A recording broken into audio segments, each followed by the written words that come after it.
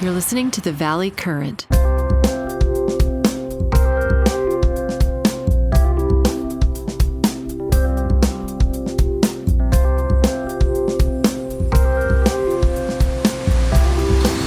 the interesting part is we're actually today in Laos, which is a country most people don't know about in the United States because we're so bad in geography.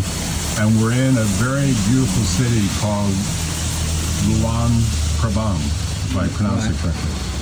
And you're an entrepreneur that was a business school professor. Don, not Donald, Don Elan. Right. Don Elan is here, and it's funny, right? And Lee and Dr. Lee Suter is here as well, my beautiful wife. And we just happened to meet both of you as we were climbing this very famous location here. And then we were getting so rained on that we luckily caught cover with both of you here, and we've been sharing a non-alcoholic pure version of coconut and talking about the world, including Laos. And we've heard this great story of entrepreneurship. So Don, why don't you give the overview of the story, and then she can tell her story about how she's starting a pharmacy in Laos. Right. Well, thanks for inviting us for the story. So I met Phengta, or Pheng, for about 3 years ago, and I heard her story, and it touched my heart.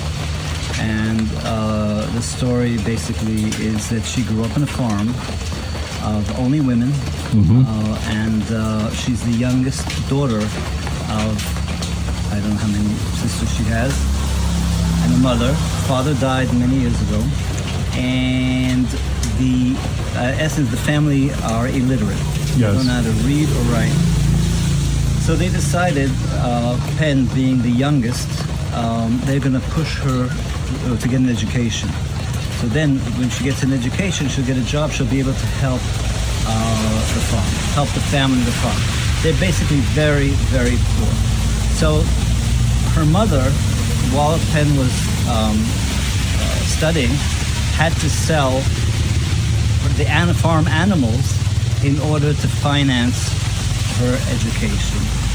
That's the sacrifice they did. So Pheng went through the schooling. And did well. And she did well, and she got her degree in pharmacy. In pharmacy. Yeah. And then, with the hopes that she'd get a job, she'd be able to help the family this time, she applied a number of places, and finally, she found that in her province, there's no work for her in her province, but in a further province called Sekom, she found a job with the government.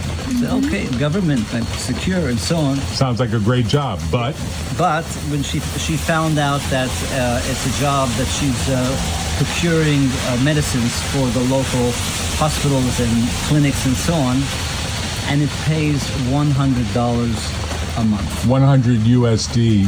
100 USD per month is like $1,200 a year for someone who's got a graduate degree in pharmacology and is a pharmacist. Yes.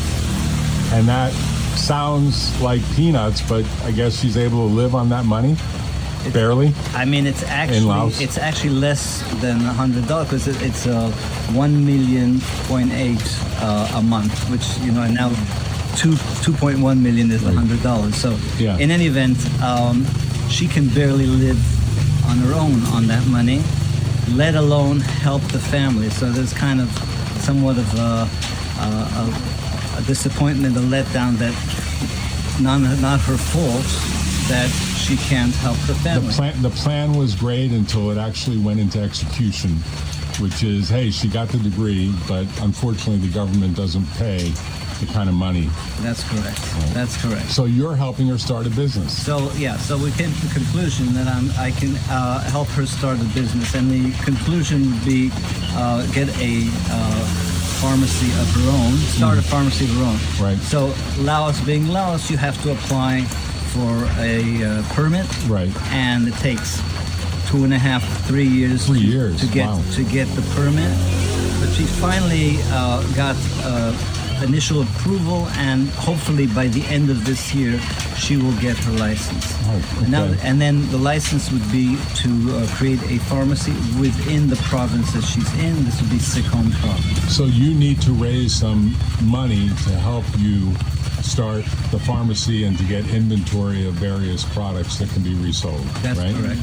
And you're helping her figure that out I'm because you're a helping her. finance professor that's now retired. That's Boston University, PhD, who taught at San Jose State, among other places around the world. That's right. And you're looking pretty young, so you must be getting good advice from your local pharmacist. I am. And you're a world traveler now. I am. So you go around the world helping people like her. Pretty much. Do you pick only young, beautiful women? Is that what you do? Is that the trick? You know, these are the travelers, but I'm open, I'm flexible. So would you want to have American investors to help you in doing this? Or would you rather have people from Laos help you? I guess people from Laos probably couldn't, right? They don't have the money, right? No money. But you'd want to get American investors to help you. Yeah. So she needs like 10 American investors with $10,000 each. Yeah, pretty much we estimated that to have it up and running, including buying all the equipment, buying the medicines and so on, about $100,000. Okay. Yeah. And the government won't give any kind of grant towards that effort because my guess is that province needs more pharmacies, right? Probably. The government doesn't have the money to buy the medicines in their government hospitals. Wow, ouch. So in fact, you know, the side story, she had to go through an operation in just a couple of weeks ago, and she was told, you have to bring the medicine. Wow. You have to buy bring the your medicine own, and bring it your own on bottle. to the Bring hospital. your own medicine. So there's a big BYOM. shortage going. So I wouldn't bet on the government helping. Government trying to help itself. And now, So the interesting part is maybe part of this pharmacy can also be helping people stay out of hospitals, like lifestyle medicine, for sure. like lifestyle mastery. In Right. fact, like I mentioned before, her niece is a nurse, and she's intended to work with them. And there's going to be also kind of nursing services in, so you know, bandaging, or if you need something Yes. like you Yes. you just got Yes. some injury, Right. she can sew up. Right. She can do all these Right. different things. Right. That, you know, the hospital would be a whole different story to go. It'd be to. crazy. I told the story that Lee and I went to a local pharmacy here because of my injury. They were very delightful. They were very nice. And I think we spent, all of like $3? $3 to buy a tube of antibacterial. In the U.S., that brand name is Neosporin. Yeah. And then the woman was like, oh, you should really cover it. And so we throw in a covering for like 50 cents or something. Right. So you really need some micro investors to help you. And there isn't yet in Laos what we would call a WeFunder kind of approach. Right. So you probably need to get the investors from overseas. And the interesting part is we can use this video to attract those investors who would then want to learn, if they came to Laos, could you help them understand all the opportunities that are here? Because there actually are a lot of opportunities here Yes. in Laos. Yes. And Surprisingly so, yeah. I mean, there are people that are actually helping people who want to stretch their American retirement dollars in ways that are amazing here, right? That's true. That's true. That was, and the project that I look for is to try and find people that I can help change the trajectory of their life. It's huge. And this clearly would make a difference not only for her but for her entire family, Right. and maybe the community. as Right. well. That's a huge thing. So I want to applaud you, Don, for telling us the story, and Penn for you being part of it. And I will send you this video, and if you like it, we'll put it on what we call the Valley Current, because it's about Silicon Valley, podcast.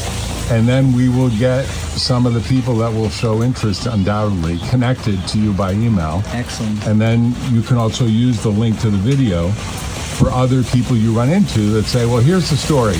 Right. And we can talk more about the details of the investment opportunity separately, but essentially there is a interesting entrepreneurial aspect to a young entrepreneur, because you look like you're still in your 20s, Ken. 40. So, you look great. You look great. I must say sorry. And you look great too. So Thank you. the two of you together, I mean, I don't know when he's going to propose to you, but maybe that'll happen next. And you'll marry her and live happily ever after here in Laos, right? Never know. Never know. Okay, talk to you all later. Thanks for coming a lot. on.